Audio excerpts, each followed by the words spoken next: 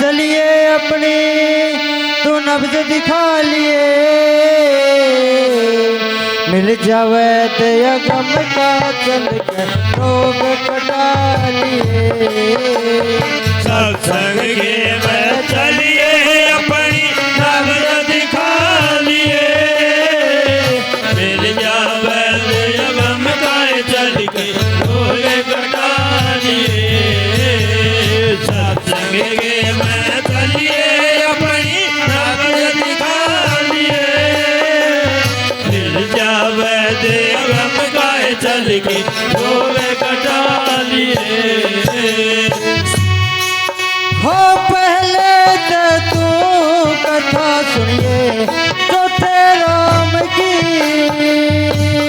सुन के कथा मांगे ले भिक्षा सबद नाम की। हो लेके भिक्षा नाम रटा कर सुबह शाम की, बिना भजन बिन खाया कोना इसे काम की। सच्चे सोच धाम की दिल में तो खुशी मना लिए, मिल जावे दया गम गाए चल के रोग कटा लिए। सत्संग के में चलिए अपनी नब्ज दिखा लिए, मिल जावे दया गम गाए चल के रोग कटा लिए। सत्संग के में चलिए अपनी नब्ज दिखा लिए, मिल जावे दया गम गाए चल के रोग कटा लिए। ओ जल्दी करके चलिए सुता कहा मान ले मेरा, सत्संग के मैं रोग कटाए और क्या हो जाएगा तेरा। गगन मंडल में बेटी रचे संत कराट फेरा, धन शब्द पति अण जाया है मिल जा हो जा दूर अंधेरा। धन जब पाटेगा बेरा है अपना तू रूप लगा लिए, मिल जावे दया गम गाए चल के रोग कटा लिए। सत्संग के में चलिए अपनी नब्ज दिखा लिए, मिल जावे दया गम गाए चल के रोग कटा लिए। सत्संग के में चलिए अपनी नब्ज दिखा लिए, मिल जावे दया गम गाए चल के रोग कटा लिए। ओ 5 बजे दिन दे दिशा रास्ते में आवेंगे, ब्रह्मा विष्णु शिव शक्ति भी बैठे पावेंगे। और टकड़े सकड़े धर्म दूत गणेश सतावेंगे, 10वें द्वार पे शेर खड़े तन खूब डरावेंगे। शब्द डोर तन सतगुरु देव तू पकड़ के डालिए, मिल जावे दया गम गाए चल के रोग कटा लिए। सत्संग के में चलिए अपनी नब्ज दिखा लिए, मिल जावे दया गम गाए चल के रोग कटा लिए। सत्संग के में चलिए अपनी नब्ज दिखा लिए, मिल जावे दया गम गाए चल के रोग कटा लिए। हो 14 चौकी लगा गाड़ की मत दिल में घबराना, शब्द शैल तन सतगुरु देव तू तोड़ दिए जमथाना। तेरी चाल विहंग में हो जाएगी तन जैसे नाम जाना, वहाँ पर सतगुरु मिल जाएंगे ब्रह्म संत छह सौ मस्ताना। गुण सतगुर के गाना है चल के तू चरण दबा लिए। मिल जावे ते अगम गाय चल के भोग कटा लिए। सत्संग के मैं चलिए अपनी नब्ज दिखा लिए।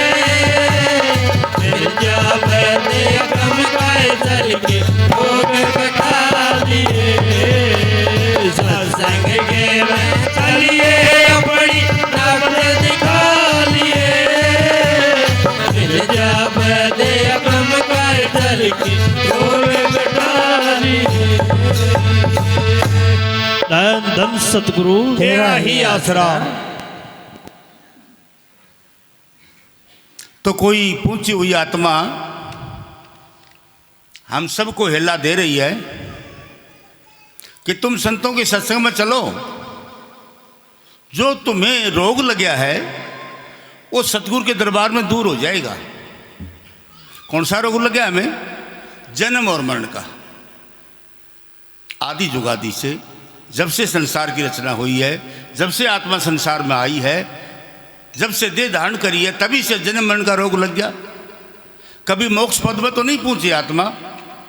जन्मती है, मरती है, आती है, जाती है, कभी किसी जोनी में गई, कभी किसी जोनी में गई।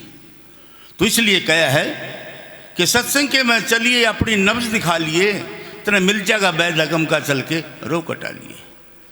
कि हमारे आश्रम के अंदर एक अगम इनामी से वैद आया है जो तुम्हारी नब्ज देख करके दवाई देगा और तुम्हारा जन्म मरण का जो रोग है वो दूर हो जाएगा।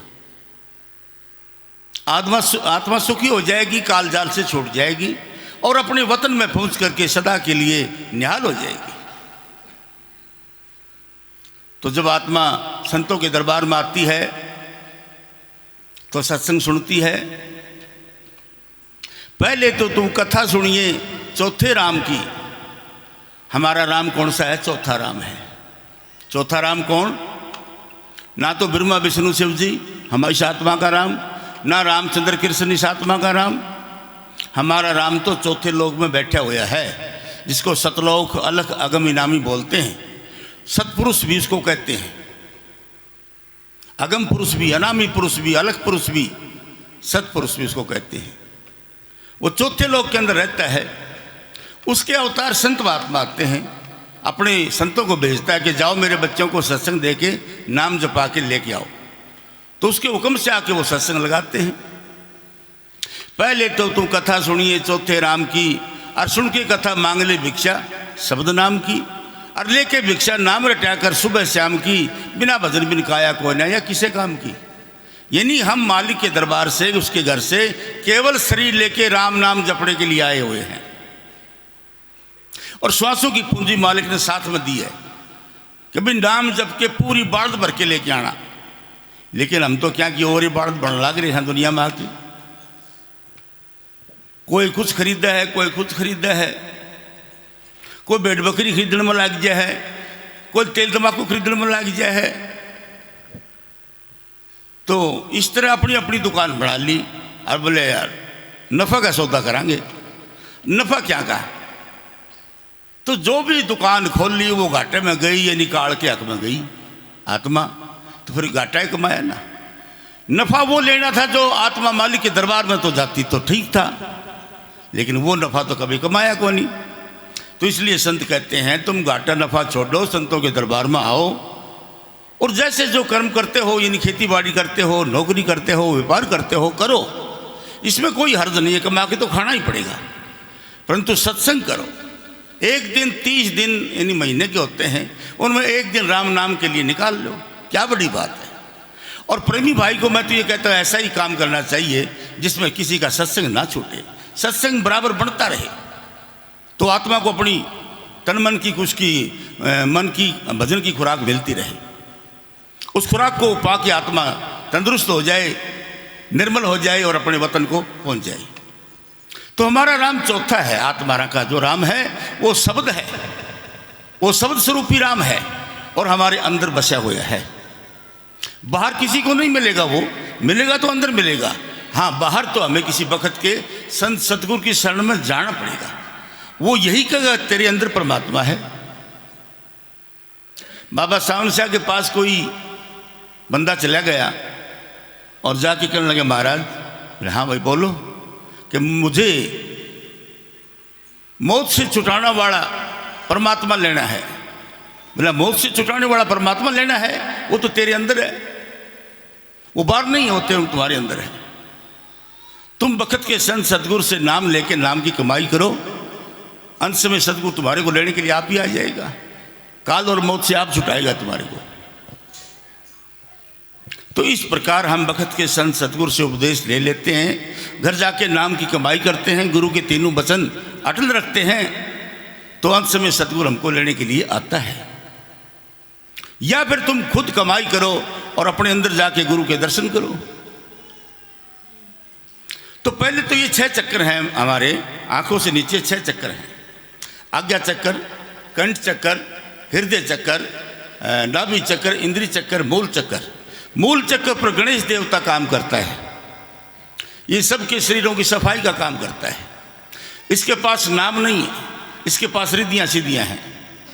यदि इसके दर्शन करना चाहते भी हो तो किसी मंत्र के द्वारा होंगे, और पता नहीं कितने समय में गणेश प्रकट होगा, तब तुम्हें रिद्धियाँ सिद्धियाँ मिलेंगी, इससे ज़्यादा कुछ नहीं। लेकिन मुक्ति तो नहीं मिलेगी, नाम नहीं मिलेगा। इसके ऊपर इंद्रिय चक्र पर ब्रह्मा जी बैठे हैं। ब्रह्मा जी जो है वो रजोगुण शक्ति है, जीवों की पैदाइश का काम करता है। नाम इसके पास में भी नहीं, मुक्ति तुम्हारे को वो भी नहीं देगा। इसके ऊपर नाभि चक्र है, नाभि चक्र पर विष्णु की माया काम करती है। विष्णु जगत का पालनहारी है, खुराक पहुंचाता है सभी को, लेकिन मुक्ति नहीं देगा क्योंकि इसके पल्ले भी नाम नहीं है।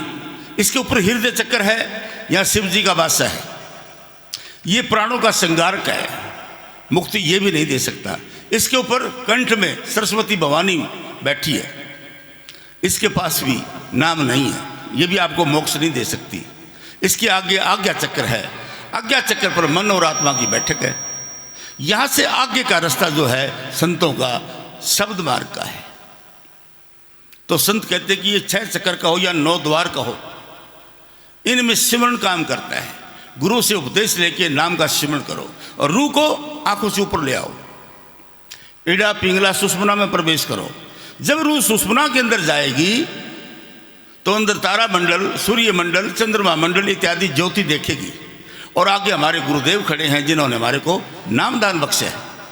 बहुत ही दिव्य रूप में, सुंदर रूप में दर्शन देते हैं प्रेमी भाई को। उसके दर्शन करके आत्मा को बड़ी शांति मिलती कि गुरु तो अंदर है।